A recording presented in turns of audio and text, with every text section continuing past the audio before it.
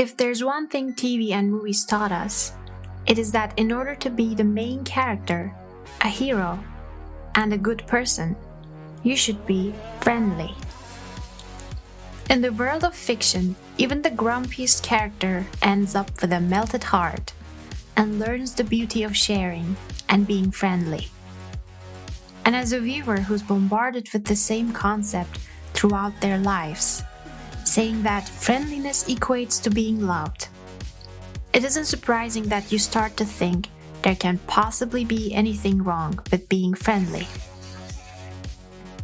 In fact, you start to think the more friendly you become, the more love you will get. So with that in mind, you go around and be nice to people, compliment them, go along with every plan, never say no, and just be there for them, even if you don't feel very well yourself. But who cares? You're just being a good friend, a good person, and you bring joy to everyone's life, and everyone loves you. You're a ray of sunshine. But wait, that's not what's really happening. People are not reacting the way you expect them to react. They're not joyfully praising your endless loyalty and giving nature. Instead, you start to feel like people are using your giving nature, and they think you're stupid. You don't feel respected, and people keep crossing your lines over and over again. Why is that happening? What is it that you're doing wrong? Why don't things go as smoothly as in the movies? You're doing all the right things a friend's supposed to do, yet for some reason, no one appreciates your efforts.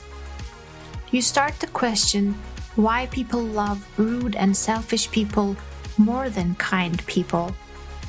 Maybe you get angry at entire humanity and decide to become an obnoxious person because you think that's what people deserve. But before seeing yourself as a victim of human cruelty, or wallowing in self-pity, or turning into a new Joker, you might want to stop for a minute and see the situation from other people's perspective. In your head, you have perfectly good reasons to be friendly. And being friendly is obviously a good trait to have, no one can argue that. But when does this good trait turn into too much of a good thing? Where do the limits of friendliness end? In order to understand those limits, we need to think about how our actions resonate with other people. And by doing that, we can start to see with our own eyes what is it that we've been doing wrong all this time. Here are 5 reasons why people think we're stupid when we act over-friendly, and why they might be right. Number 1, caring about someone else more than yourself. Logic says that you should first take care of yourself before lending a helping hand to others. Just like in a plane crash, you should first put the oxygen mask on yourself, and only then you can save someone else's life. Otherwise, you'll both die. And that would be stupid. Number 2, can't tell apart valuable from valueless. You keep giving compliments to someone to make them feel good, and as a result, make them love you. But when you can't tell apart the real valuable things from valueless things, your compliments lose their meaning. When you can't see the real value of things, anything that comes from you sounds phony. Your love doesn't sound believable. Your compliments sound like rubbish. And your attempts to make someone feel valuable don't really work.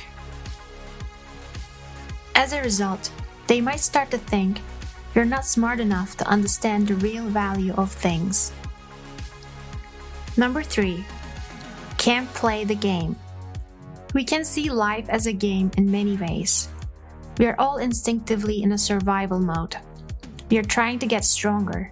We try to protect what we have, fight for our freedom, cut toxic people out of our lives, take tough decisions for our personal growth, stand up for ourselves, and say no when it's necessary.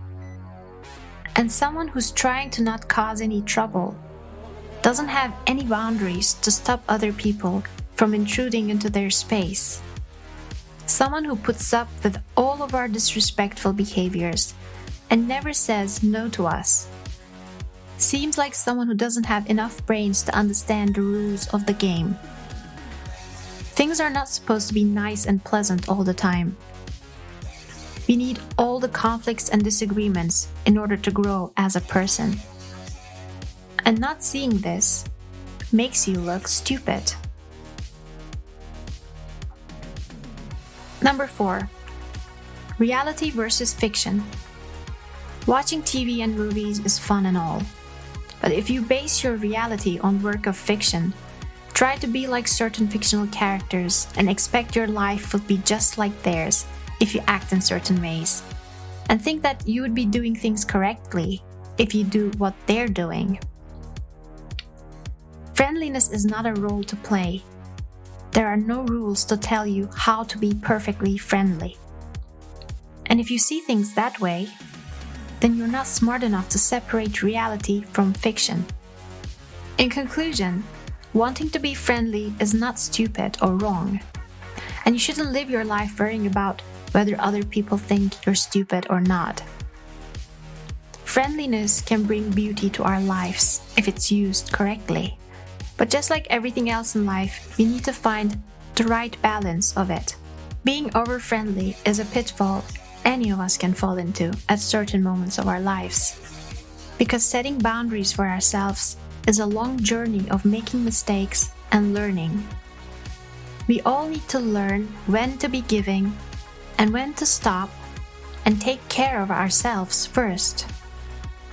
And only that way we can have healthy amounts of friendliness within us and create more healthy and meaningful connections, both with other people and, more importantly, with ourselves.